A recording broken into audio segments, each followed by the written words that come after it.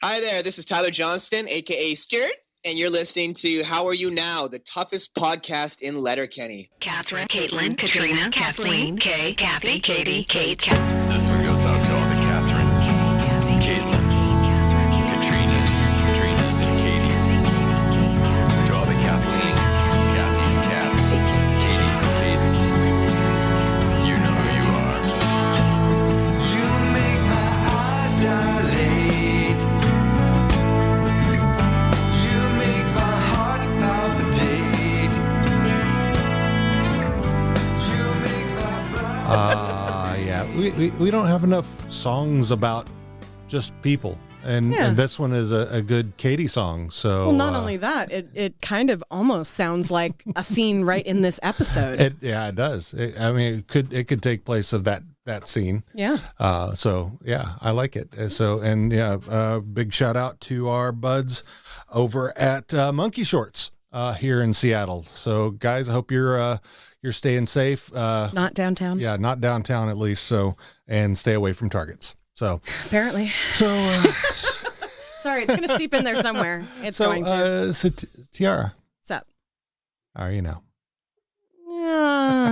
That's so bad. I mean, good to be news. fair. To be fair, yeah. So let's do a little stuff real quick. So shout out. I found out today from our bud Renee that he is a Patreon at $10. We don't have a tier for that. Aww. And because So basically, if he wants it, we do it.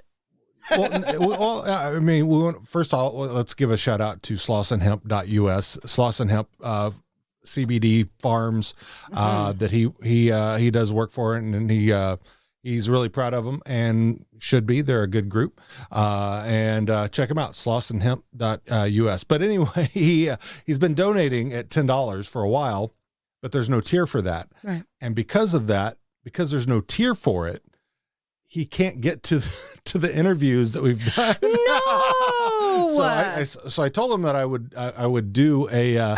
I told him that I said I'll make another tier. I don't know what I'll add to it, but he goes, no, don't do that. I'll figure it out. So we'll see. I'll let him do whatever he wants to figure out. But if I need to, I'll do a new tier for him. So I don't. Yeah, I've never even been on our Patreon, to be honest. So I have no idea what's happening in there. But yeah, anybody, if you want to join our Patreon, it's at patreon.com/howareyounowpod. I really should. We'll get you. I mean, if you want, we can get you on here. You can advertise stuff at the $5 level. That's what the Sloss and Hemp thing. He's and it's same like Valerie does Comedy Wham. So all that kind of stuff. Or we can. There's lots of stuff that we can do. We'll probably start adding some new things. But also as we do interviews with people. Kelly McCormack, is out there right now, and then she'll be public at the end of the season, which I should be July 5th. I think is our episode. I'll take your word for it. Something like that. So anyway, that's our Patreon, and you can also buy merch from us if you go out to howareyounowpod.com/merch. We got t-shirts and panties and all kinds of fun stuff out there with our logo, our Fuck Fight Ferda, our three-legged dog, all that kind of stuff. And then you could get some of our merch if you join our cosplay. We didn't have anybody in this last month. So yeah, they're not on people's minds because of the world, but this is as of today, it's a new month. Perfect opportunity. Just open your closet. You got something that looks like something from the show. Closet cosplay is the way to go. Exactly. I rhymed. So how are you now? Pod.com/cosplay for rules and regulations. Also, Monkey Shorts band today, independent band. So cool. If you're in an independent band, and I know you've heard a lot of these guys, and they're great. I'm sure you're great too, and you're independent. So if you've got some recordings, we want to hear you. So shoot us an email, host@howareyounowpod.com. Also, if you want to leave us a voicemail for any reason, you can do so at 304-50-FERDA. And even if you have a dad joke for Tiara, Yeah. whatever, she loves that. Oh my God. So The Facebook group loves me so much. They're constantly posting dad jokes on there just for me. And I know it's just for me, not for any of the rest of you. But some of you enjoy it too. So yeah, It makes me happy. So we got that going on. And so, yeah, so as I said, our music today, was from Monkey Shorts out of here, Seattle. And for the third time, our guest is Jake Whitco. Jake, how are you now? Oh, you're muted. I think. Oh no. Good and you? Not so bad. Tiara could be doing better. I could. I mean, not that I'm pleased with what's going on, but I'm trying to hold it together. I'm with you. Yeah, I'm right there with you. But hey, I did come bearing gifts. Oh yeah? Ooh. It's a joke for Tiana. I didn't want to believe my dad was stealing from his job as a road worker, but when I got home, all the signs were there. Yeah. And that's what we appreciate about you. Hell yeah. So Your sister's hot. there, I said it. I mean, Grace was hot as fuck. Cheryl's pretty hot too. I haven't seen her lately though. Yeah. So. I think that's my favorite Dan minute of any of the episodes. Dan's great all the time, but the episode where they're building the new produce stand and Wayne, your sister's hot. No regrets. Oh well, we quote it all the time too because it's too fat to run. That's me on the treadmill. Same. Yeah. But yeah, everything's hunky dory. Not much has changed since the last update here at the Wrestlethon. We've been doing some streams on Twitch that I mentioned about our Tournament of Champions. Yeah. We're down to our final 8. Ooh. So if you want to go check that out on wrestlethon.com or twitter.com or at Wrestlethon on Twitter. I do have, give me 1 second here. I'll tell you who our final 8 are. Well, and by the time this airs, this might be slightly out of date, I'm guessing. This will be Thursday. No, actually, this week's voting will be going a week. This week is the final 8 are No Mercy, WWF No Mercy on the N64, Fire Pro Wrestling D on the Sega Dreamcast, Virtual Pro Wrestling 2 on the N64, which is a Japanese import. So is Fire Pro Wrestling D. SmackDown 2 Know Your Role on the PlayStation 1. SmackDown Here Comes the Pain on the PlayStation 2. WWF WrestleMania 2000 on the N64. WCW NWO Revenge on the N64. And SmackDown Just Bring It on the PlayStation 2. Wow.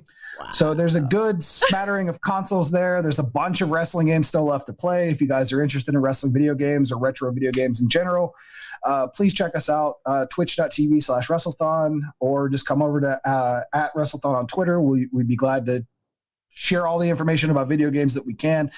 We really just make a bunch of butts out of ourselves playing wrestling games and making dumb jokes. So, it lines up perfectly with Letterkenny. Exactly. Yeah, So. Totally. Oh, yeah. Oh, so, let's see. So last week. Yes. Last week's episode. My brain's still not collected together. Last week's episode, season 8, episode 3, The Rippers. Basically, in a nutshell, it was you get to meet some Americans on the show, some new Americans. You got Jakers and you get Dirks, and then going to a strip club in the States, and then Hockey Boys celebrating the senior champ win. And getting completely hammered, and then getting offered a chance to start a club for BROdude. So that's a regional branding. Yeah, regional branding project.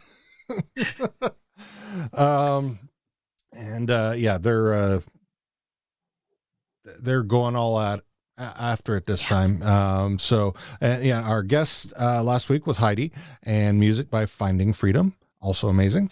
And this week we get into season 8, episode 4, Ferda. Ferda. So we open up at the barn, and the Hicks are all hanging out at the barn having a drink. Conversation then turns to wrestling, who the favorite wrestlers are, and Wayne has an opinion about that, where he says, I assume if you have a favorite wrestler, that you probably want to fuck them. Well, Derry turns that and says, yeah, it's Alexis. I can't remember what her name was. Alexa Bliss. Alexa Bliss. So he goes, there you go. So they have a big chat about that, and then what names they might have if they were wrestlers, and then it's just complete word plays, sentence structures with the different wrestler names in there, and they just like they used to do, having wordplay, which is I think probably one of the best things that Letterkenny's known for. Yes. There's a lot of that in this episode. Yeah. I feel as if this might have actually been our fault. And by our fault, I mean Wrestlethon, because if you think about it, and I'm not taking any credit for this in any way, shape, or form, there's a theory that some people have said to us, because during last year's Wrestlethon, which was happening during May, which is around the time that they started filming season 7 and 8, we were doing Wrestlethon, and we talked about Letterkenny non-stop. It might as well have been Letterkenny Presents Wrestlethon, because I would not stop talking about it, because it was my favorite show I've ever found in the history of television. And I was talking about it for 3 days for over 14 hours when I should have been talking about wrestling. And then on top of that, the girl that plays Betty Ann, she followed us on Twitter. Nice. Tyler Johnson has liked a couple of our posts. I'm 100% sure, not really, but I'm 100% sure that we caused this episode to happen. Not the story of the episode, but the wrestling relatedness of it. I would not doubt that at all. Well, those boys like video games too, so. Well, yeah, the Skids have played wrestling video games, but I don't think anyone else has referenced it. But in one of the Skid things, they said a WrestleMania one. I don't remember which one. Yeah. Awesome out there probably might. But I don't know the episode name, but it's the one with Gail and Roldy when they're sitting around getting ready to do Mayhem. They decide to stay inside and do. Yes. They play the game marathons. Yes. Yes. Yep. That's exactly what I was thinking of. Yep. But absolutely, I 100% doubt that we caused it. But I like to think that we did cause it in my mind. You never know. We are patiently awaiting future seasons because we've now talked to writers from the show. Yeah, we've discussed our own version of canon that might start showing up. I just have. I don't know. It might. I think it would be great, especially that one particular thing. So anyway, we're now at the skate park, and apparently we're in the States, and it's all because that's where you skateboard. Exactly. It's all slow-mo music montage. Katie walking up to the skate park, and then she sees Dirks riding his skateboard, and she goes over, starts talking to him. They're flirting. Dirks kind of playfully teaches her how to ride just a bit, both flirting the whole time, and that's kind of all it is.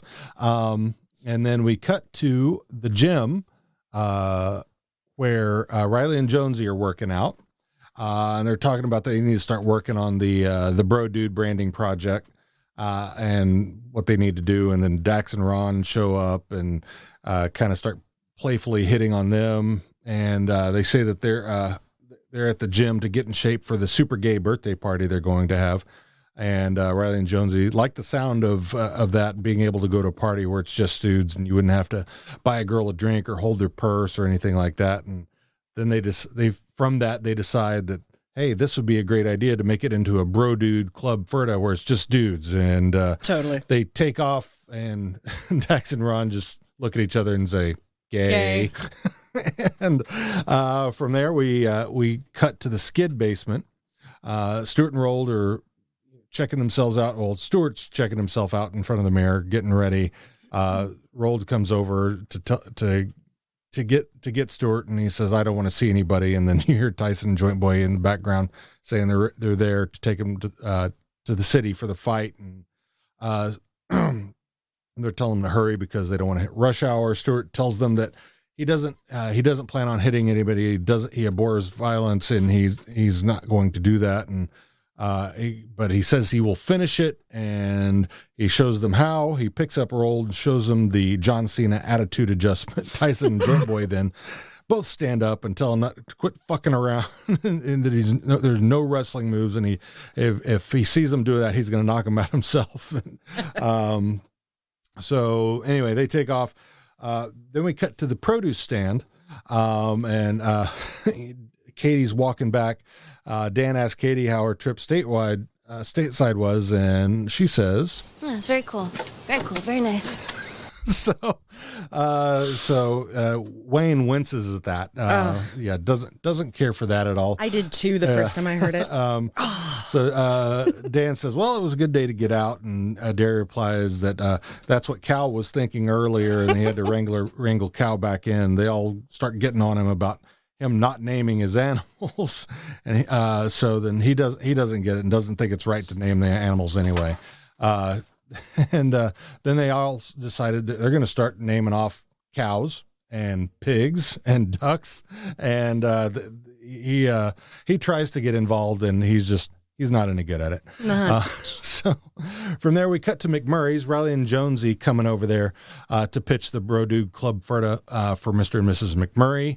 Mrs. McMurray's rather confused about this. So they explain that it's a men's only club, and then she goes off on them. Who's cancers? You can come into this cunt's kitchen and tell her she can't join your club because she ain't got a cup. Well, kinda. Everybody needs three things: booze, ice, and women. Hallelujah. And since you two seem to have none of the three, sounds like the shittiest club ever. So beat it.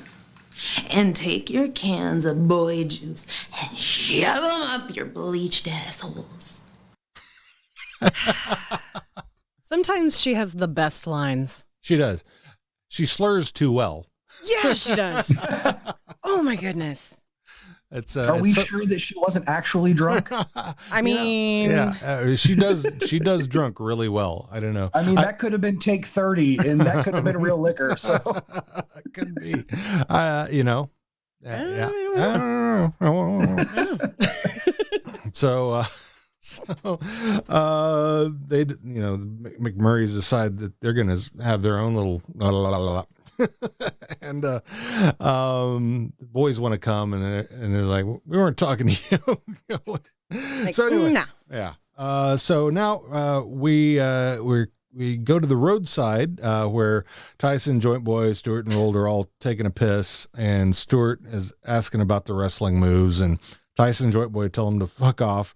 They tell him that he needs to just focus his mind on the sacrifice and the hard work he's done so far to get where he's gotten, and that they're really proud of him. Well, that touches Stuart very much, and which they feel has backfired by doing that. But Skid's gonna skid. Yeah, he says as he's tearing up, he promises that he'll make them proud, and he will do 0 wrestling moves.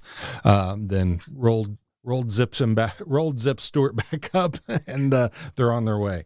From there, back to the produce stand. Hicks is still talking about barnyard animal naming, and Darius says he's just not having it. The rest of them then get back at it, start naming rats. They point out that they're not buying in, that he's not into naming animals because he names his ponies every year at his super soft birthday, and they start naming off some of the ponies. Pony Romo, I like. Of course she did. I liked Pony Danza. Don't start talking about Pony Danza. So then Dan reaches into the cooler, finds they ran out of beer, and that none of them can drive. And then Derry says, "You probably even named the birds that they see," and then they start naming all the birds. And then Derry says, Robin Williams, and then everyone gets sad. That just makes everybody sad. He's not so good at that game. Yeah, not I really. wish he wasn't so fucking awkward. Right? Yeah. I mean, I love awkward, but that's really fucking awkward. So from there, we cut to Modine's, where Riley and Jonesy come in to pitch BROdude to Jim Dickens. Jim's not even really listening to him. He's looking at his phone, and as they're pitching things to him, and he says, "See, you fellas ever go on these dating apps? It's no slim pickings for Jim Dickens." And that's where that song comes in, because he's like, I've got Katie and Kathy and yep. Yeah. And so the boys are frustrated. A little bit. Just a bit frustrated, and they're commiserating with each other. Making a men-only club is so hard. Is it? Hard? Is it getting there? Is it getting harder? Is it so hard sometimes you just want to burst? I can't lose these balls again. I get in so much trouble with Gail. Seriously, can I join your club? I've got ideas. I wonder what his ideas are. Oh my God, that God damn it, I miss Glenn. His ideas are probably getting closer to God. And Wayne. So anyway, fuck. I love that scene. We cut to the City Club now, where Tyson, Joint Boy, Stuart, and Rold are all walking into the club, and music's pumping, and they see Allie and Bianca are working there behind the bar, and they start talking to them about, them working there, and Joint Boy then asks, "You got rips?" She says, "Shut up, you got to use the code words." So they have this whole thing about the Senior Colada and LSD colada, all the different coladas that you're going to have. Like how those, as they go through that list of names, it gets lazier and lazier. Yeah. Like it starts with Sina Colada, but then they're like methamphetamine colada, right? Ketamine colada. Come on now, it was just supposed to be one letter, Senior Colada. Then it was LSD. Oh, okay. So anyway, the girls call them fucking idiots. They tell them that the other dealer, the Nemesis dealer, will be there in about 30 minutes. From there, we're back to Modine's, a different club. The Hicks are all at the bar, and Riley and Jonesy show up to pitch BROdude Club Ferda to them. And Wayne says it sounds gay, and then Dan is shocked that Wayne would say something like that, and he tells him he shouldn't use that word when you mean stupid or something like that. And Wayne says, "Now look, if I see something that is by definition gay..." What's your definition to gays? Male dicks penetrating male butts for pleasure's sake. Good sound definition, good buddy. For swinging dicks, yeah. Then I can and will call it gay. I don't know, good buddies. Well, what say I see male dick penetrating a male butt consensually for pleasure's sake? Certainly I can say that's pretty gay. Fair's enough. Yeah, I mean, if it's gay, it's He's gay. not wrong. Yeah. You don't use we it being Seinfeld stupid. this too. Not that there's anything wrong with that. Right. No. Exactly. And that's what they did say that. So then Dax and Ron show up then and invite everybody else to the super gay birthday party that they're going to. Super gay. And then so fucking gay. They all agree. The McMurrays show up, and Jim Dickens too, and they're all going. And then the boys decide that they're just they just can't do this. They're gonna have to figure out something else. From there, we cut back to the City Club. The other drug dealer and his crew show up. It's fight time. Fight. Tyson and Joint Boy take out a couple of the henchmen that come up first with no problem. And then another one comes forward, and the Tyson Joint Boy are starting to get ready, and then Roll jumps in, and he takes the guy out at the knees with a beer bottle, and then jumps on him and starts poking him, pushing his eyeballs at him with his thumbs, and just laughing maniacally. So good. And then it's time for the boss fight, and Stuart is jockeying around Roll to check out what's going on. The other dealer takes a sucker punch at him. Stuart falls down. The other guy turns around to celebrate, and Stuart just pops right back up. And then Stewart, he starts swinging at Stewart, but he just can't connect because Stewart is just moving around everything, wears him out. He grabs him by the arm. Tyson Joint Boy signal that it's okay for him to do the wrestling move that he wants to do. He throws him up over his shoulders and then tosses him. Victory! And they're all then the Allie and Bianca come up and kiss him, and so does Rold. And fade to black. That's the end. So yeah, that was it was a fun episode. It was a fun episode. There was a lot of script in it. Yeah. So real quick, let's I'll just throw my thoughts, theories, and stuff. And I have a question for you too, Jake. So number one, the bra that Katie was wearing at the skate park, kind of hot. That was the first time I've kind of looked at Katie and said, "Whoa, I'm digging this." So now for reference, he likes a good tomboy, but he usually likes them a little bit thicker. Yeah.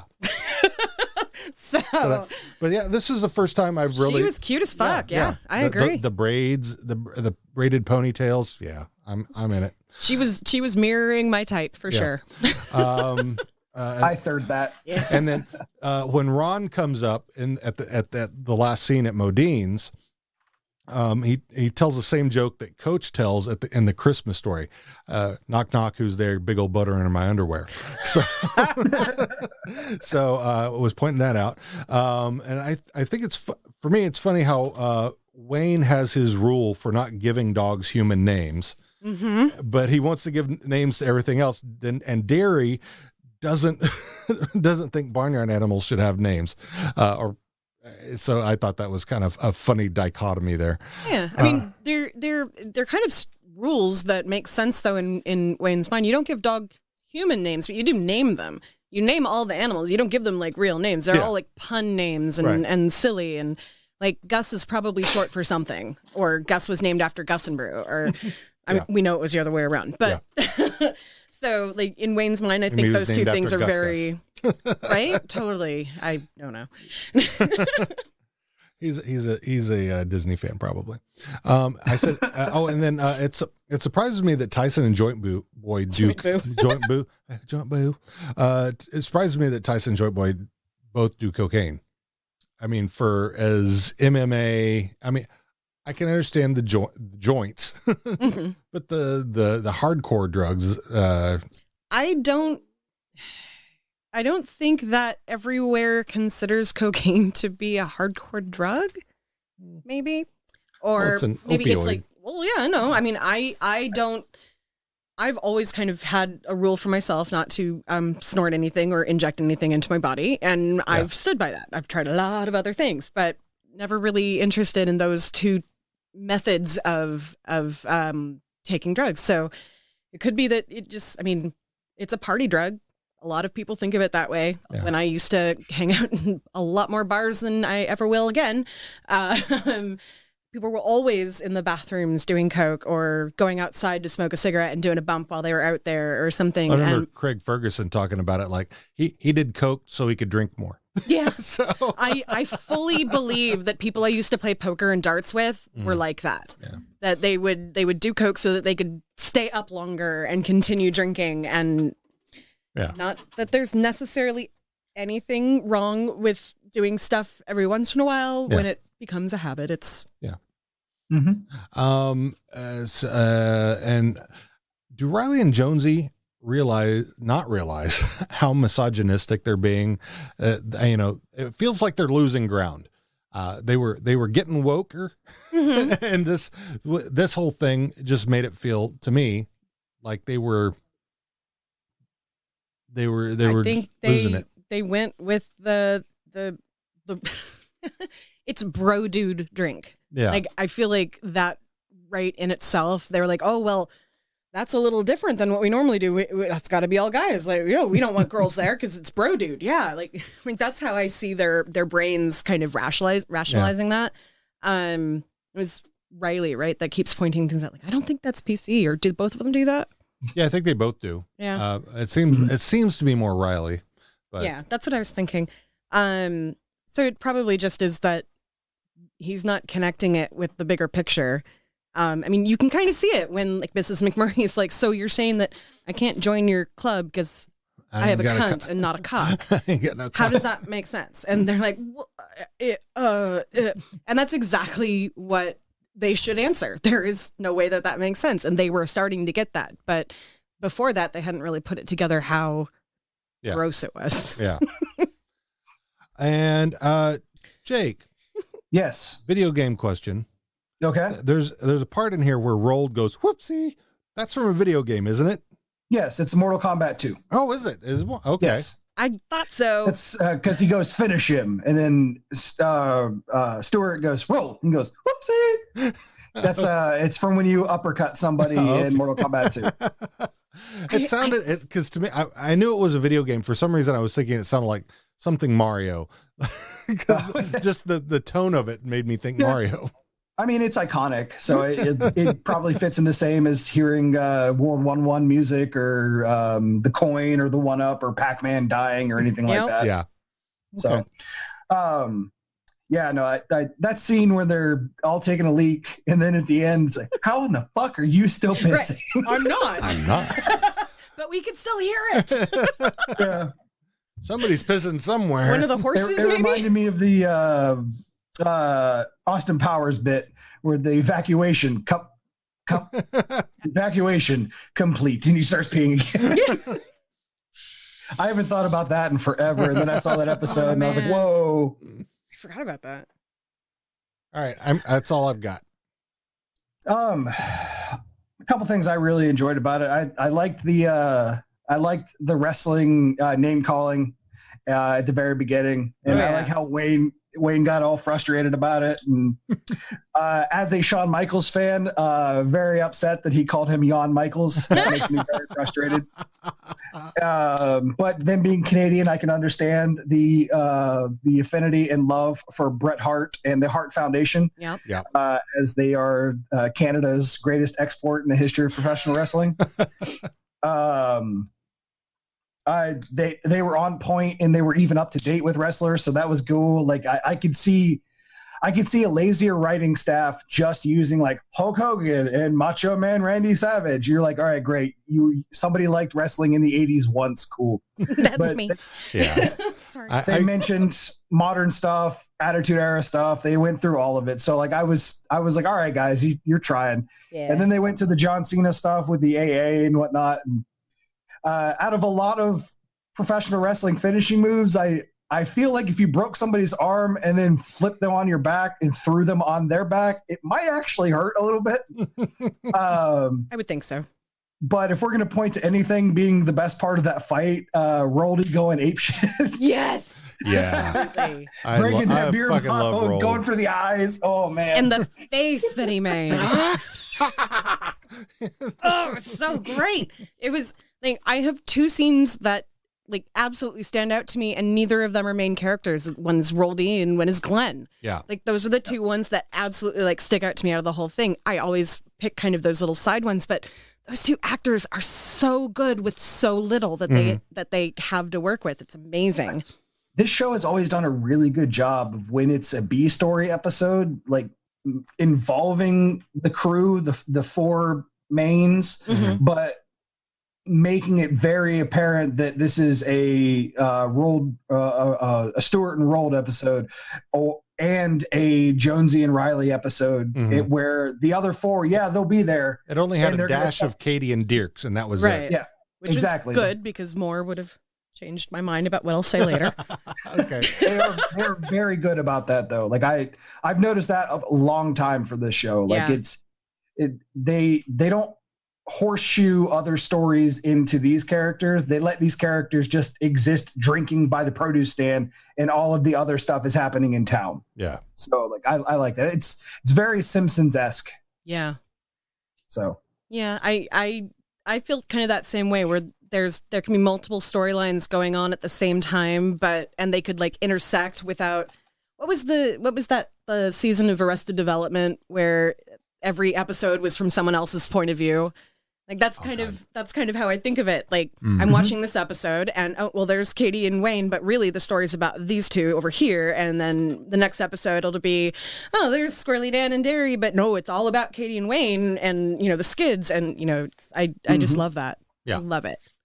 I love that it feels ensemble, even though we know that there's 4 main characters. It feels like a full ensemble and that nobody is secondary. Yeah. Second, except for maybe Derry. Except for maybe Derry. That was good. Gosh, both of you had the same joke at the same time. That was awesome. Hey, Dean, Air 5 through computer. Yeah. All right, we did it. We social distance 5. Totally looked like that. So speaking of Katie and Dierks, I hate how good they are together in the one scene in this episode.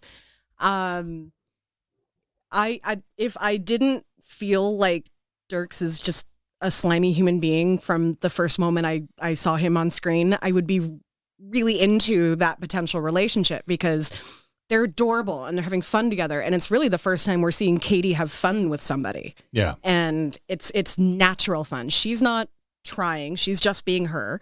He's just being him, and they're goofing around and hanging out and enjoying themselves. And it's unfortunate that he is kind of a gross person, but whatever. He's the Eddie Askell. So. Yeah, that is kind of Huh. Right. I like the way that he does not. It's cute teaching her how to ride on the skateboard. It's not. Yeah. Let me wrap my arms around you and like it's I'm going to hold your hands and help you steady, but then I'm going to let go and you're going to be fine. Like actually teaching her, not just like, and when she's sitting on it and he's kind of leading it down. That's so cute. Oh God. I seriously, if I was still a teenage girl obsessed with every skate kid that I meet, then I would have just like I love that scene so much. So, but yeah, it looks, it doesn't look, the scene at all, doesn't look creepy at all. No. The scene looks perfect. Yeah. They look genuinely happy. Yeah. So yeah, it's a good scene. And yeah, it's like all those scenes that you had with Wayne and Marie Fred that were like, oh, no spoilers, no spoilers. But, well, that's not spoiler. That was last season. I know, but it also is kind of mirror. Okay. Yeah. And if I didn't know the rest of the season and how that season had gone, I might look at that scene and go, okay, maybe I misjudged him. Maybe he's just creepy in the strip club. You know? I know I did that when we first watched it. Yeah. So it's hard for me because I want Katie to be happy and aside from the kind of sliminess, they really seem good together in that short little time period. Agreed. You bring up Mary Fred. One of my best friends. I got all of them into watching this, but one of my best friends, like every time we watch the show now, like we'll do some Zoom watches or stuff like that, and but every time we watch it, he just like gets visibly angry that they wrote Mary Fred that way at the end of last season. He's like, no, it was supposed to be Mary Fred. Like he's so angry, and it makes me laugh every time. Yeah, that was. I mean, that season was rough as it was. I mean, but that part was really tough. But it was really well done. Oh yeah. I mean, for as hard as it was that was probably the pinnacle of the season. So, but he's to steal a wrestling phrase, a Mary Fred mark. Was all about that. A mark is someone who is really into a gimmick of a professional wrestler, if you were unaware. Okay. And then you would call somebody a smark if they act as if they are smarter than the writing of the show. Like they're like, oh, I know what's happening behind the scenes because I know what's happening with wrestling. I know how they're going to book this. You're like, all right, so smark is a bad word. Don't call people smarks unless they're being a smart. But I'm not gonna lie, I totally mark out for wrestlers, and I totally mark out for Katie a lot of the time. So that's just me. I'm just saying. Yeah, I mean, It's funny the amount of crossover between Letterkenny fans and wrestling fans. Yeah. Because I mean, I've had a lot of wrestling fans follow our Twitter. And That might be our fault. No, not just you guys. no, it happened a long time. There was the wrestling video game. Yeah, but your friends that make I'm sorry, Keith and Heather. There you are. Keith and Heather Mackey. Yes. So yeah, that's. But I was like, no, there's three. There's three altogether at least. But yeah, I remember someone early on had said, give us your name and we'll shout you out and we'll follow back, blah, blah, blah. And I got a whole bunch of followers from that. And it happened to be a bunch of wrestling followers. So yeah, that was kind of cool. I mean, to see, because I know that a lot of the tweets that I see are wrestling tweets. Well, that's this whole conversation is kind of what I was thinking when you were saying earlier that maybe it was your fault that they like it could really be because it's very possible. There's such a it doesn't make me angry. Like I'm not sitting here going like, yeah, look at us, we did it. Like I'm just sitting here like it could have happened. Like it makes me smile to think that maybe it did. So yeah. I mean, you guys and Keith and Heather are probably the biggest. I think that we have a mutual follow. So yeah, I think that a lot of our followers have come from that. So I do think that the crossover comes from a couple different areas too, because everyone that watches the show kind of relates to either like a different sect of the characters in the show. You have the jocks, you have the skids, and you have the hicks. And I guarantee you during the late 90s, early 2000s, when Stone Cold was everywhere, like every one of those groups watched it, but then the nerds that play video games and maybe get into the stuff the skids get into, they followed it even closer because it was a story that they could keep up with while they weren't really paying attention. Or the jocks, that was the thing they kept watching because they did something when they were younger and they just kept it going. Or the hicks the same way. Like if I'm watching it and I relate to probably Derry the most out of anyone, if I relate to him and like, yeah, he likes wrestling, I like wrestling. That's something that happens. So like, I think that's where a lot of that crossover comes from. And it's one of those things where wrestling isn't looked at the way it was in the 80s. In the 80s, it was looked at like it's a live action superhero comic book. Now it's more of like a reality TV show that just happens to have incredible stunts happening all the time. Yeah.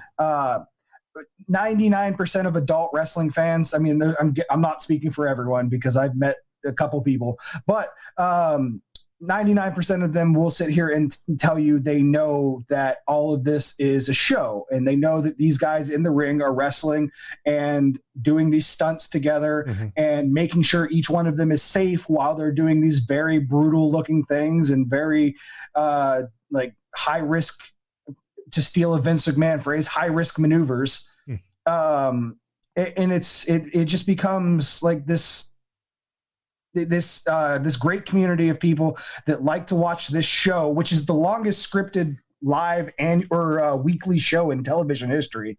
So I guarantee you the crossover comes from the fact that all of these people relate to these people and they all come from the same walks of life as these characters. So if I worked on a farm and my one escape was watching wrestling on Monday nights, hey, look, Wayne likes wrestling, but he liked it back in the late 90s and early 2000s when a lot of people got into wrestling. So that was a long, convoluted way of me getting around and talking in a circle about everyone likes wrestling, and they made the characters like wrestling as well. Yeah. So I totally believe that. Like I even watching their little back and forth, I didn't realize how many wrestlers' names I would remember because I haven't watched wrestling in probably 25 years, maybe more, on purpose, except for that every once in a while something will come out. But when I was growing up, I had friends who like, it was their soap opera, like even well into my 20s, oh no, we don't do anything on Monday night. I mean, we're at home watching pay-per-view or whatever, and, pay-per-view. So even though laser disc, yeah, we used to do laser disc karaoke in a friend's living room. Oh yeah. Oh yeah. CCTV, if you will. Oh heck yes.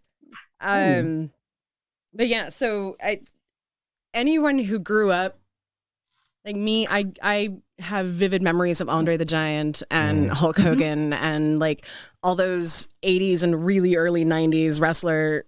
That's what I was into when I was a kid. And then, kitty cat.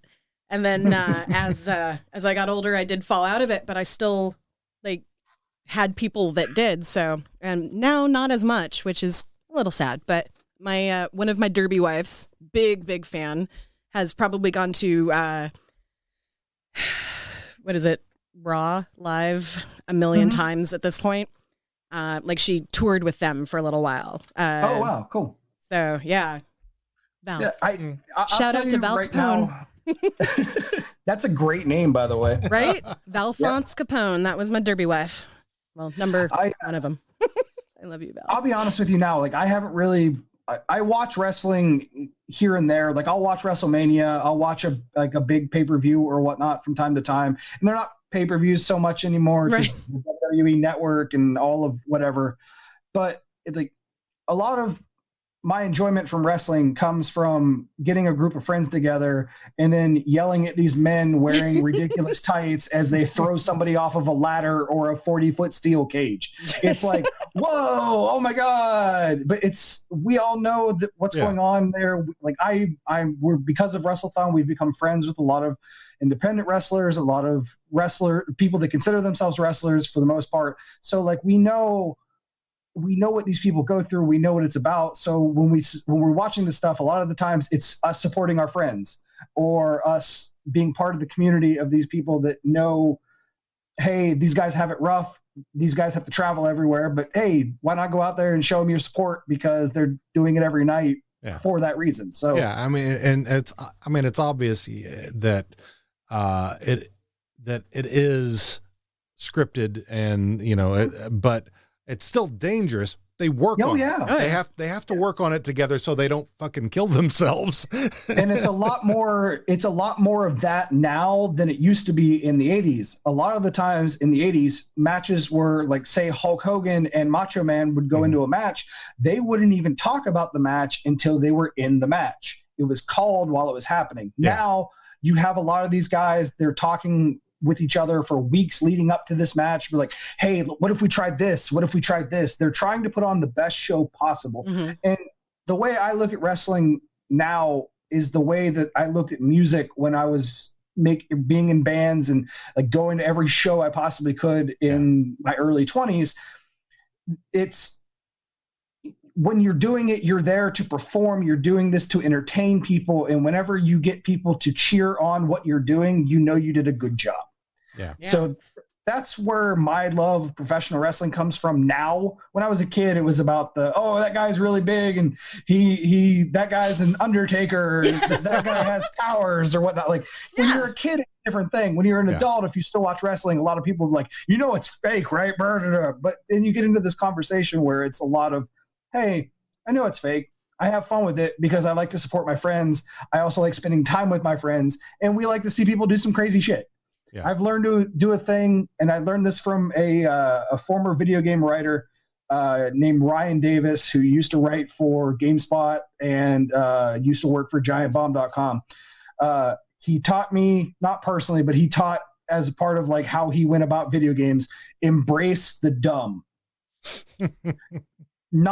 Don't stoop to it, because that's when bad things happen with, I'm not even going to get into it.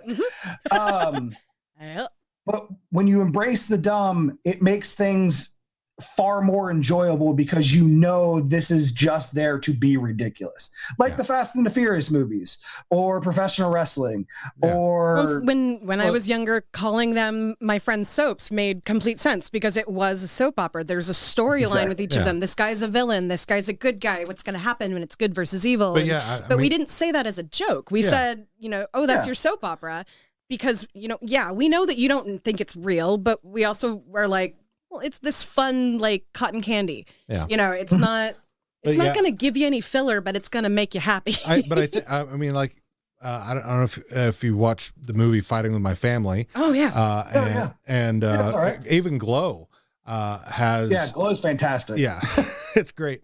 But you see all the behind the scenes stuff that they're going through, how they have to work out and they practice together and, okay, when you grab here, I'm going to do this. And then, so all that stuff that they had to go through in the 80s and even now. So yeah, it was the 80s. I was talking to Tiara, I said, it's funny, that it wasn't really until the 80s that you started seeing women in wrestling. And even then it was just like, there was a little bit in the 60s and 50s with Fabulous Moolah, but it was always the side attraction to it. Like kind of like, but it was, I'm not doing this to attack women's wrestling. It was kind of viewed the same way of like midget wrestling. It was, I hate to use that word, but that's what it was called. Yep. Little people wrestling now, whatever you want to say. It was there to be the thing that got people in the door. Right. And the Ric Flair match was the thing to send people home happy. Yeah. Yeah. Because I remember when I wasn't even really watching wrestling anymore. And when China came out, that was like the big, when they started getting on TV regularly. Oh yeah, absolutely. The late 90s, the Attitude Era, that changed women's wrestling for better. Absolutely.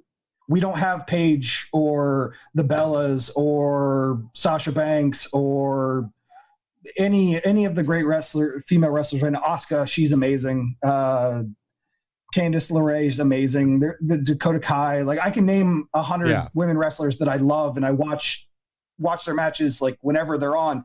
Becky Lynch, but at the moment, like like if it wasn't for China and Lita and Trish Stratus and all the people busting their butts in the late 90s, early 2000s, women's wrestling wouldn't be anywhere close to that now. Yeah, agreed.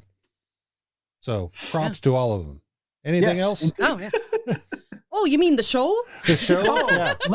Letterkenny. Yes. So my favorite thing that I absolutely wanted to make sure I talked about was how during the fight scene, how it was choreographed exactly the same as when Stuart and Rold were practicing. Yeah. So every move that Stuart made was the exact same move that he made in that episode, and I love that they did that. That somehow it's almost like he tricked the drug dealer into fighting him that way so that he could do all that. I thought it was great. I thought it was fantastic. I don't know why. I just really loved it. Yeah. No, it's fantastic. Anything else? How long does Stuart pee? Like we said that, we kind of mentioned it in the thing, but like how long does Stuart pee? I don't know. It was like I don't think I had that 4 minutes or something. Yeah. Like it just kept going on and on. You caught something about the banana. Well, yeah, that I wondered if Mrs. McMurray having McMurray deep throat the banana, the way his reaction, it was almost like he didn't know that was going to happen. He didn't bite down at all. No, he didn't. And then he said that. No, that's your job, baby. There were so many little things in this. Like I have the temples. So referring to Dax and Ron's bodies as how are the temples doing. And I love that. Just Connor and Darian when they're asleep with Darian sucking his thumb, and then when Tyson and Joint Boy get up, they fall over. Yeah. And there's so many little sight gags. Glenn with the glasses and the 2 billiard balls. During that scene. Is it hard? Is it getting hard? Is it? And I have to say, watching this episode over and over, like the second or third time I started doing Glenn's lines, and I'm just like waiting for it. It's so hard. Is it? Is it hard? Is it? I love that so much. I'm going to go back to the Jim Dickens. Like that line's fantastic. It's not Slim Pickens for Jim Dickens. Slim Pickens for Jim Dickens. That's good. That's a good impression. Right? I keep telling him he should do like voices, like actual voice acting, because he can mimic a good chunk of things that we're not going to do on the air because I don't know if that's a copyright thing or whatever. But there are quite a few, especially cartoon characters. I am curious though. You don't need to go into it. Just tell me, who is your favorite voice to do? Oh, I don't know. Sean Connery. Sean Connery. And it's gotten old with him getting older. It's do ladies like to come back? I hate to go off on more tangents, but I have this theory that Sean Connery, Keanu Reeves, and William Shatner are the three greatest actors of our generation. Maybe in the history of wrestling, the history of film. Not because they're amazing at the craft of acting, but because they can convince people to keep hiring them to play the same role, but in completely different roles. Like you can get surfer dude Keanu to be in 16th century England going after Dracula. Yep. Right? Oh my God. Whoa, if you prick us, do we not bleed, bro? Yeah. And he's such Pacino, a good guy. too. Yeah. Pacino, I'm sorry to people out there that love Pacino, but he's been playing the exact same fucking character since like 1985, and it's so bad. And then just playing a Nazi hunter. Yeah, that was actually probably the best thing I've seen him in, because he wasn't being Al Pacino. Yeah. It's the best thing I've ever seen Ted Mosby in. That's for sure. He looked cool. Yep. I didn't recognize him at first, so yeah, he was good at that. Got anything else? What else you got? Episode wise, no. I think you guys nailed it, and I like this is one of my more favorite episodes. I know I said last time that for the W's baby was probably one of my favorites, and I know I said the one with the back to back with the girls going for the ship. For the luxury cruise liner. Those are two of the episodes that make me laugh the most. I think this is probably one of my favorite, like, story-wise episodes. So yeah. I like it when they have these, when I was going through and writing all this down, I'm like, there's a lot of stuff in here. Because there's some that I go through and there's not a lot of weight in it. And we have to do like some research to actually like talk about it. Well, because there's some that are script heavy and some that are visuals heavy. And the visual heavy ones are kind of harder to do on the podcast because we don't have any specific like stuff. We have to describe what's going on in the scene for it to make sense instead of like saying a quote or whatever. Yeah. Oh yeah. It's kind of fun when you can get to describe some things that are going on that are so funny, because they even write the visuals really funny. I mean, the things that are happening. So it's a great show to dig into, regardless of its script or visuals. So and I'm let's see, maybe how about, well, you know what? Let's do a little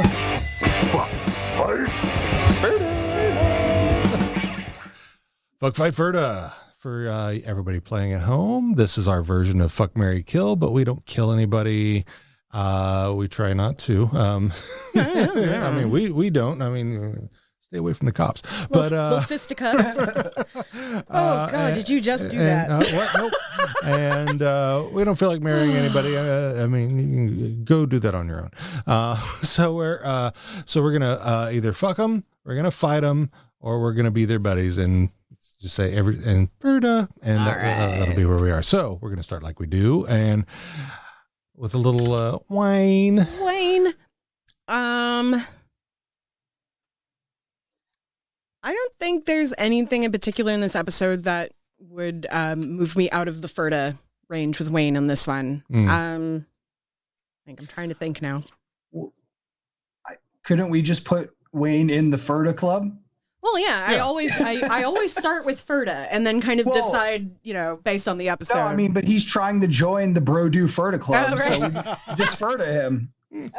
Exactly. Because he's not a bro dude, that's for sure. No. That was the other thing that we actually didn't talk about, that you and I talked about. Like, why were they targeting people that's not their cult? Like, why not just get the hockey boys to join? and then I said, well, the hockey boys are already in that. They're already part of the BROdude. So anyway, sorry. Yeah. What do you say about Wayne? You're Ferda then? Yeah. Oh, Ferda, yes, indeed. Yeah, because one thing that bugged me about Wayne in this was that I can say anything I want. Oh, that that that did a little bit. Yeah, I mean, I don't think he meant it that way, but I hear that on Twitter a lot.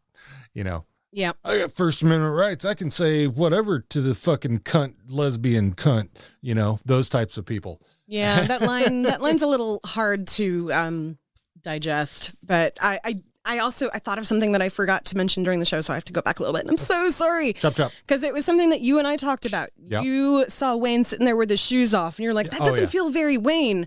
And I knew that it was like triggering a memory for me, and so I kind of went and looked it up, and the quote, the exact quote is, well, how hard do you actually work if you don't kick your shoes off the second you're through? That was Wayne in the episode where they had the word moist, and that I can't remember which episode that was and didn't get a chance to look it up. All right.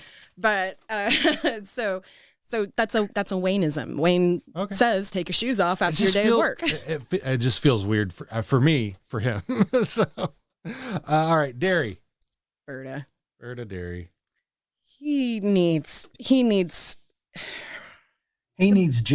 Yeah, the boy needs a little culture. I'll put it that way. He needs to, like, the awkwardness isn't, like, I love awkwardness. I think it's adorable. But there comes a point where awkwardness is just lack of understanding, and you haven't even tried to figure that out. And I feel like Derry is starting to slip into the, I'm not even going to try. I'm just going to be the dumb guy. Yeah. So I hope that's not true. I hope that just lately he's just been like, no, I'm good. Yeah. It's okay.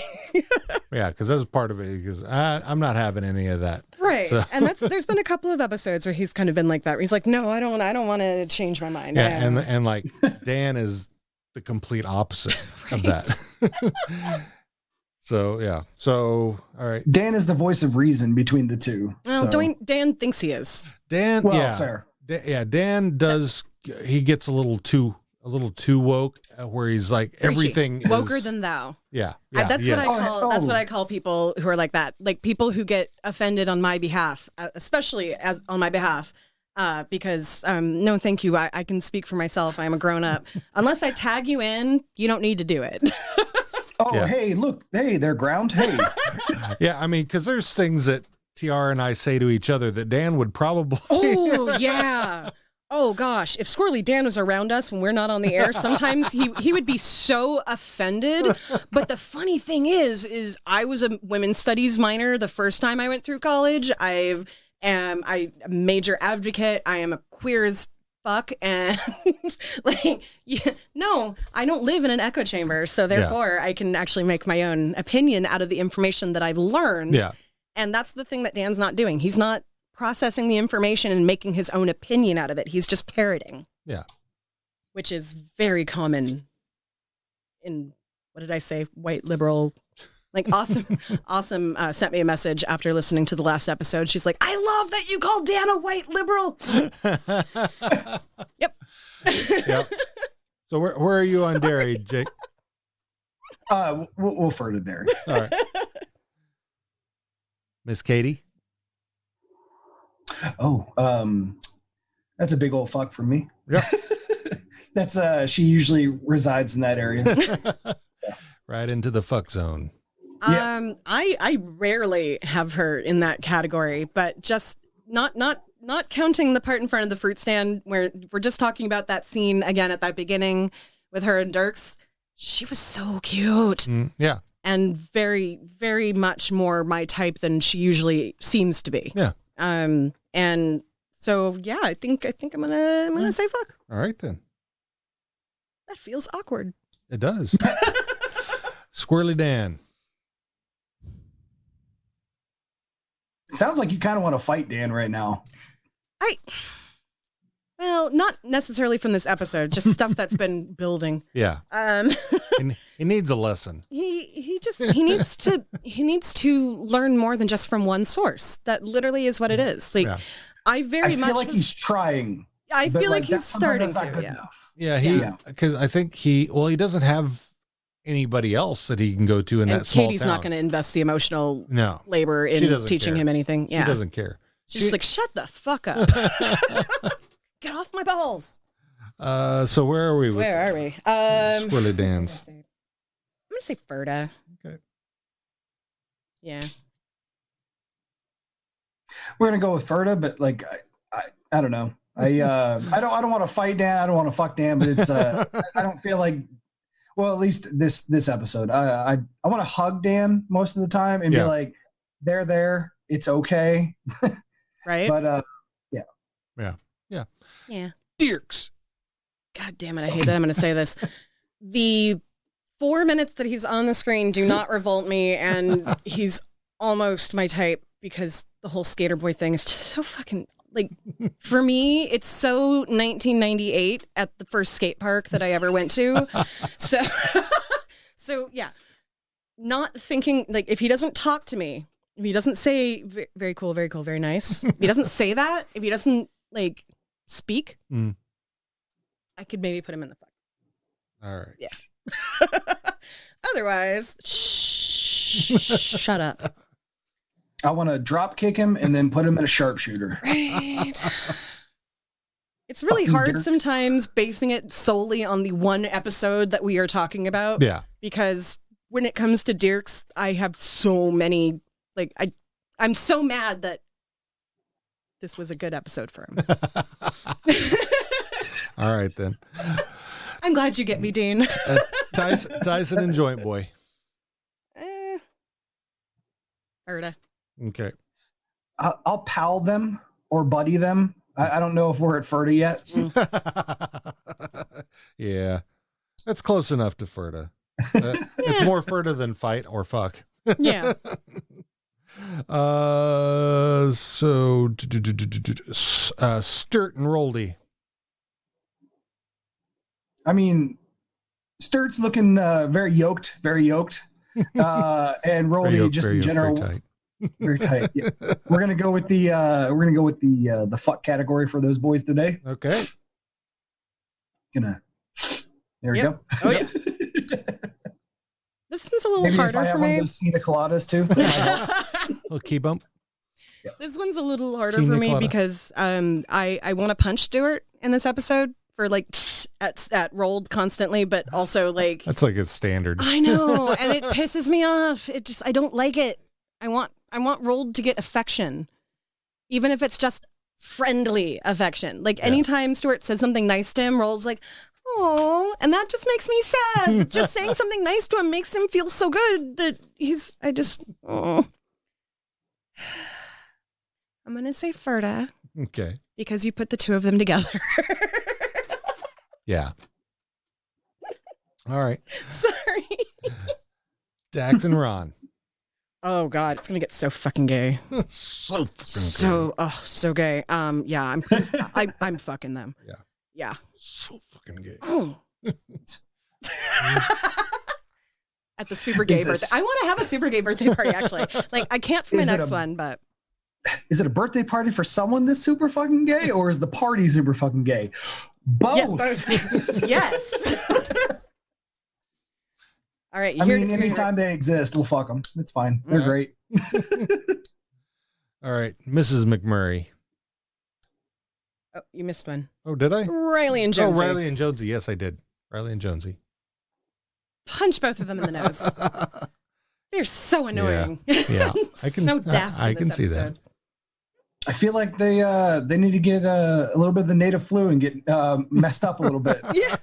They need to take a road trip with the team to the reservation this week and get fighted. All right. Now, Mrs. McMurray. I mean, I'd fuck her. Right? Like, okay, and this is totally me seeing little details and aesthetics that I just love. I love so much that, and this, I don't know if this was intentional or they just were like, no, cool, leave it. But you could actually see some little minor stretch marks coming above her jean line. And as somebody who appreciates kind of the bigger body usually, that was really beautiful to me because skinnier women don't tend to show it off that they have them, even though every single person in the world has them. So it just made me really, really happy that that choice was made and not like there's no makeup or anything on it. That's her natural. And so that was aside, that was, but still, yeah. Oh yeah. With that banana. She resides in the fuck zone along with Katie. However, she gets extra points if I get invited to this all-girl party. Right. With Katie? With Katie, yes. I could give or take that one. But yeah, I would go to that party. McMurray, don't get to touch me, though. But No. Yeah. No. McMurray's a piece of shit. So Yeah. Well, McMurray's the next one. So he didn't do anything that made me want to punch him. So I'm going to say Ferda. He's never probably going to be in my FEC column. Yeah. Okay. Especially with that 4.1 inch. 5.15. That's what it is. Yeah, but that's when he's measuring from the base. It's obviously like no. Ferda, because he didn't do anything really offensive here. He does that thing where he like talks without moving his lips, which drives me nuts. But like he seems like it's like one of those episodes where he's actually helping the Hicks. So I'm like, all right, good. Yeah. Fine. Yeah. Jim Dickens. Normally, Yes. I know what I would say. Yes. And I'm going to say it again because he's obviously looking to get laid. So. All right. Then. Fuck. So I've been with my wife since before Tinder became a thing. Do you swipe right or left for someone that you want to bone? Right. Right. It's right? Yeah. We're gonna swipe right on Dickens. Nope. Dickens. My bad, Yes. sorry. Dickens. But thank you for saying that too, because I literally had to go. Yeah. I had to like pick up my imaginary phone and it's that way. Okay. Yeah. I literally have never used that app once. I've never used Tinder either. Grindr, on the other hand. No, I'm just kidding. No judgment. No. I've never LQBT's used all right about me. Never had to use the dating app. My wife is wonderful. I love her very much. Allie and Bianca. They didn't make me want to punch him in the face, so I say Ferda. Okay. I don't like them. Don't like them. I don't like you, dude. I mean, I do not have any connections in this city to anything that's not illegal drugs. So maybe knowing them and being friends with them could be advantageous. Mm. Yeah. So that's as far as I go with that. And going back to what we were saying about Mrs. McMurray, the belly thing, that Bianca actually has a belly. It's a little cute. Oh, she's got a cute little belly. So, yeah. Yeah. I love Letterkenny doing that. Which one's the tall one? Allie. Put her in the zone. Bianca Ferda for this time. Allie is my type. I want to worship an Amazon goddess. She seems taller than me. I get it. So yeah, I get it. And finally, Glenn. If I had all the things that Glenn wanted, I would give them to him because he's just so cute sometimes. And is it hard? Is it hard yet? All right, I'm putting him in the fuck. Yep. Do it. I want to be closer to Glenn and God. He'll put you in his tattered journal.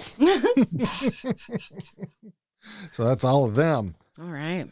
Oh, man. So that's everything. End of show. Final thoughts, anybody? About the show. Well, I'm excited. We do have a farewell where you can talk about it. Okay, I'll do that then. Okay.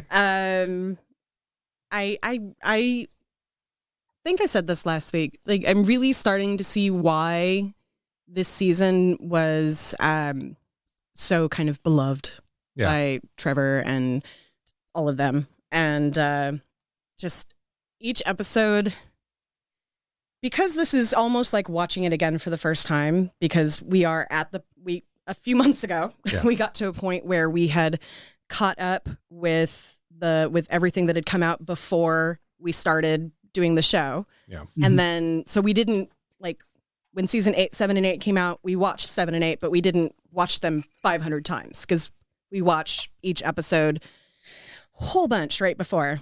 So watching these episodes again, it's almost like watching for the first time. I'm, seeing the jokes again for the first time and like enjoying them more with more context because we've really like dived into all of the things that are happening. And so I'm really looking forward to the rest of this season. And hopefully, what month is this? It's June 1st when we're recording this. Hopefully a month or so from now, we'll get some new stuff. Hopefully. Hopefully we'll get an announcement soon. So Well, it was about a month before that they announced it last time, so our fingers are all crossed. it's time, Mr. Kiso. Get off your keister, Kiso. Everybody go check Crave and Hulu right now. Do you see anything? Do you see anything? What? Oh, no, sorry. What? Damn it. Oh, damn. Oh. Crave sounds like a porn site. Okay. Take that, Canada. Okay. Hot takes from Dean. That's right. I mean, Hulu, I don't know what that sounds like at all. Yep. You got anything? I echo the same sentiments. I haven't watched this since the day it debuted on Hulu, and I pretty much mainlined it for 2 days. Yep. And I mean, I could have did it in a day, but it took me 2 because I, paced myself a little bit, if you call that pacing. But this season felt like one of the original 4 before it kind of came to the States, and they started like incorporating some more. After the first 4 seasons, it felt a little bit like they were trying to incorporate some comedy they felt Americans would enjoy because it was doing better. I wasn't watching it for any of that. I was watching it for what it was, and I really enjoyed it for what it was. It felt like after they did that season, they did 5 and 6, and the Americans were like, hey, we liked you the way you are. They were like, you know what? Screw it. We're going back. So, and it feels like they nailed it this season. Absolutely. I could be wrong. That's just my opinion. I'm not a Letterkenny historian. So. Yeah, I think we talked 7. to Trevor, he said that they were all really surprised when it took off in the U.S. That they had not been expecting that at all. Yeah. So it could very well be that they were like, oh, wait, nope, they liked us better. Go back. I think 7 was kind of supposed to be an introduction to Americans, kind of catching them up on everything. Yeah. But I think that's kind of what irked a number of people. So it also could have been Hulu coming in with that money, trying to, produce and whatnot. And like, that's how you ruin a show immediately. And thank God someone stepped their foot down and said, don't do that. And it's the way it is now, because I adore this show very much. I love it for what it is. It makes me want to go to Canada, among other reasons making me want to go to Canada right now. But it makes me want to go there for like more than just like a visit to Toronto to go to the Hockey Hall of Fame or something like that. Like I want to go see like parts of Vancouver. I want to go see parts of Ottawa. And it makes me feel like there's a weird stigma, especially here in Texas, where Canada is like this whole other country. It is. I get that. But like, it's like this. Yeah. It's like crazy foreign. Canada it might as well just be like upper United States. Like we might as well be the same people. They have different. We're basically living in a duplex. Yes. Well, exactly. And living in Washington and growing up here, Canada is 3 hours away.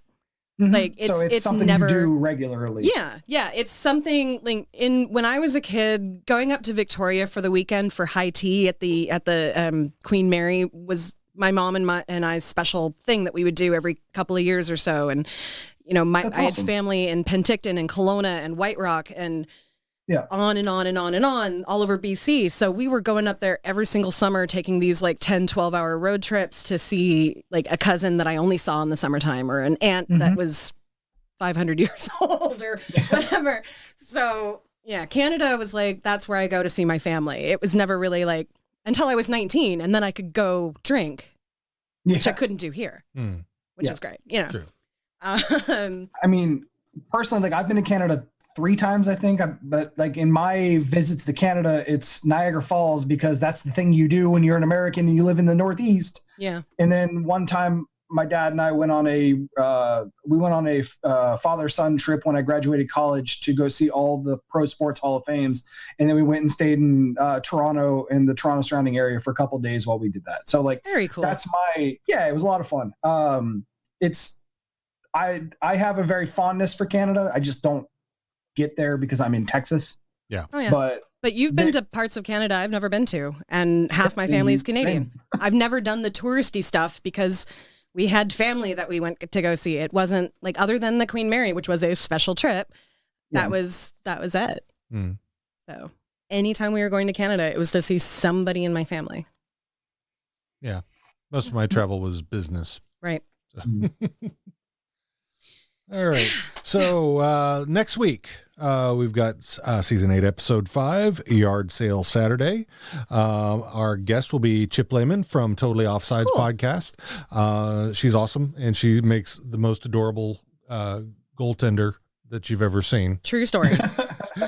I think she's all of 5'2", maybe. Yep. Little tiny. So cute.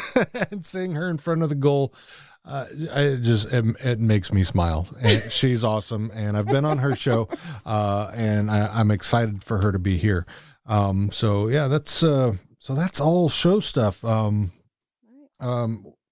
Everybody, please stay safe. Yes. We care about you all. We want to have you here again. I know this is not easy for many of you. I don't think it's easy for anybody. Some people just don't give a fuck. And, we here will always care. You probably notice if you haven't already, we are not conservative. No, we are very progressive. We care about helping people out. We will do everything we can. I just go. Yeah, I wouldn't ever call myself progressive. Actually, I would call myself a raving leftist. Okay, well, because progressive to me is centrist. To be progressive in today's government, that means that you're like Obama. Well, I'm just my view of that is it's just centrist. That is being a Democrat is not being a progressive. It's just being a centrist. Most Democrats, though, think that they're progressive just because they're Democrats. Yeah, I'm just talking about reality. I know. Yep. They think they are. They're not. But being a progressive, I think, is being a leftist. It's being liberal, where you care about people. Mm-hmm. It's not about businesses. Yes, we need businesses, but the people are more important than that. We need to care about our neighbors. Just because so many people see somebody's getting arrested by a cop doesn't mean it's just. Sometimes it is, sometimes it's not. You give both sides. It's not even just about that. Yeah, it's about applying the law equally to everyone, and that's not happening right now. And that's what all of this is. So I'm going to speak right now as a Black person right now, not just a Black person, but I'm queer, I'm disabled, I blah, blah, blah, blah. But as a Black person, it is scary as shit just to walk out of my house right now. And I know a lot of other people in this country feel that way too. In other parts of the world too. I know in Canada, they're having their own issues with police violence against people of color and Indigenous people up there. I know that in Australia, there is a huge issue with police treatment of Aboriginals and other people of color. So this is not just a United States thing. And protests are popping up all over the world because it's not just a United States thing. And I can honestly say, again, speaking from the place of, which I never, ever do. I never speak for Black people, but speaking as a Black person, I can't tell you how grateful I am for my white friends and family doing the work for me, because right now I am not able to. I have to deal with the fear and anxiety of just being me right now. And I don't have the luxury of being able to deal with the people who hate me because of something that I can't control. And it's for us to fix anyway. Yeah. So yeah, I want to thank you guys out there. A lot of people actually have reached out to me and to see how I'm doing. We're okay. We are safe. We've got a house that's in the suburbs, essentially, even though every store in our neighborhood has been closed for a few hours today because they're afraid of rioting and looting. We are okay. We will continue to be okay because at this point, we're not going anywhere. But if you have to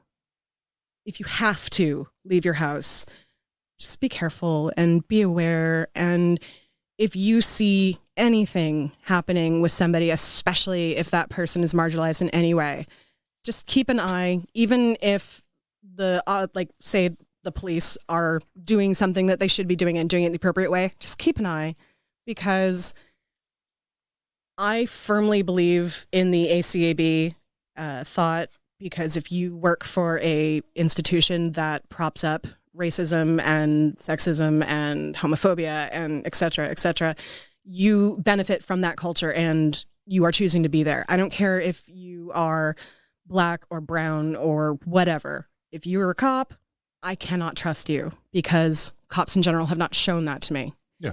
So just be aware that the black and brown people in your life are probably feeling very similar to how I'm feeling. And we don't necessarily talk about it because it can come out as angry. It can come out as whiny. It can come out as being scared. But what it really is we are tired. We are exhausted of seeing people that look like us die every single day. So be safe. If you're out there protesting, remember to wear goggles and a mask, not just for your protection from pepper spray, but also protecting anyone around you if you happen to be asymptomatic, because there is still a fucking plague going on. Wear gloves, wash your hands, don't touch your face. Remember, if you're out there on the streets right now, whatever it is that you are doing, you aren't going to know if you got sick for the next couple of weeks too. So keep that in mind. There are so many things, so much more that you have to think about right now because the world is not what it was 3 months ago. And if you're out there only to agitate or cause harm, while in some cases I will fully support you because anarchy, you know what? I have a huge problem with the government, and anarchy is one way to deal with that. But right now, it's not the time. Yeah, let this be about what it needs to be about. Let this be about police brutality. I know that I will never blame anybody who riots or loots or anything like that, because that's not my choice. That's not my judgment. That's not my life. But being involved in stuff like that, you're putting yourself in danger. You're putting others in danger. Just be careful. I don't know what else to say other than I worry about everyone because I'm a overwhelmingly empathetic to people. So let's just remember that this is about trying to make progress. Yeah. Yes, this is an angry time, and that's fine. But in the end result that we all want is progress. We want the right thing done, and know that you matter. As our friend Kate over at Ignorance Was Bliss podcast, you matter. Your presence here matters to somebody, and just know that you need to take care of yourself for those folks. And we love you. That's we care. And if you need somebody to talk to, if you don't have somebody, let us know. Shoot us an email or whatever you need to do. We'll be on the social medias and all that stuff. We if you've listened to us any time at all, we are thoughtful. We care. We unless you're a fascist asshole, we don't judge you. So and if you don't feel the same we do, that's fine. You don't have to, but you need to respect the way that we feel. Yeah. You need to respect the way that other people feel. And if you're yelling over voices of people of color, you're not doing allyship correctly. Yeah. Amplify the voices of people of color around you. Shop at Black-owned businesses. And don't forget your Asian community that's been suffering because of the virus that's been going around. Speak with your dollars. We always constantly are talking about how this is a capitalistic society. Well, speak with your dollars. Don't spend your money at places like Amazon and Target. Spend it at the small businesses in your community, especially Black-owned and people of color-owned businesses, because those are the ones that are not getting federal funding, federal loans. Those are the ones that are fighting to stay alive during the epidemic that we're having right now, not to mention whatever else might be happening in the world. So yeah, it really is, honestly, it just boils down to, it's up to us to take care of each other. The police are not there for us. They are there for property. So stay with your friends, be safe, watch everyone else's back, keep your camera rolling.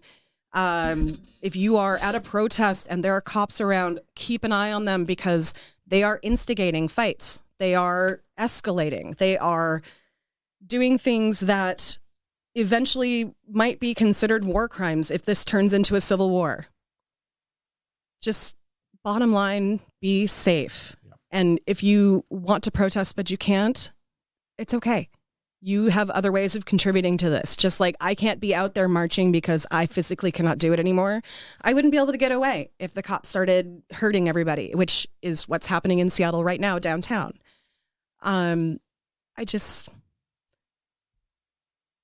Wanting a revolution but not wanting it to be bloody is a really difficult place to live. And that's where I'm living right now. Yeah. So yeah. Thank you for listening.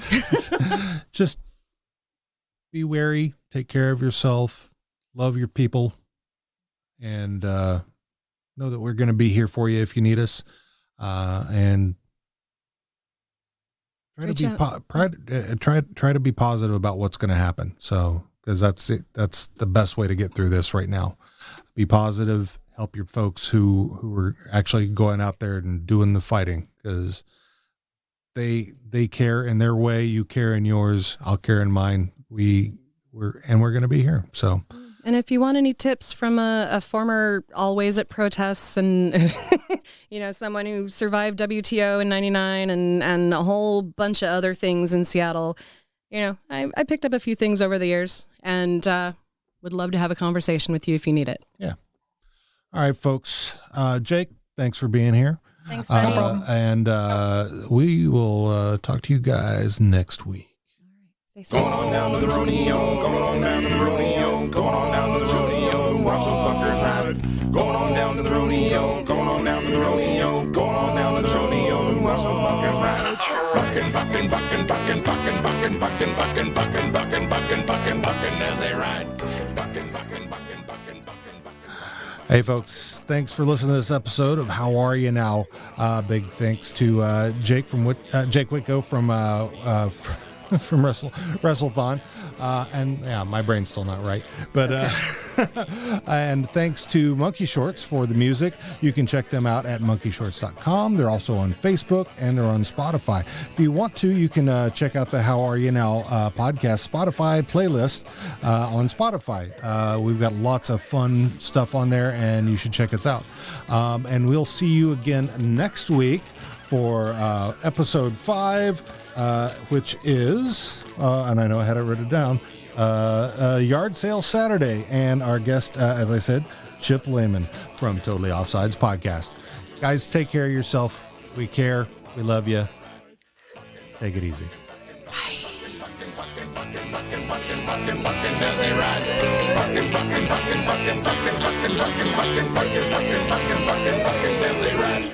Going to the rodeo, watch 'em ride.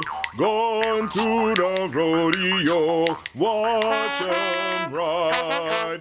Going to the rodeo, watch 'em ride. Going to the rodeo, watch 'em ride. Going to the rodeo, watch 'em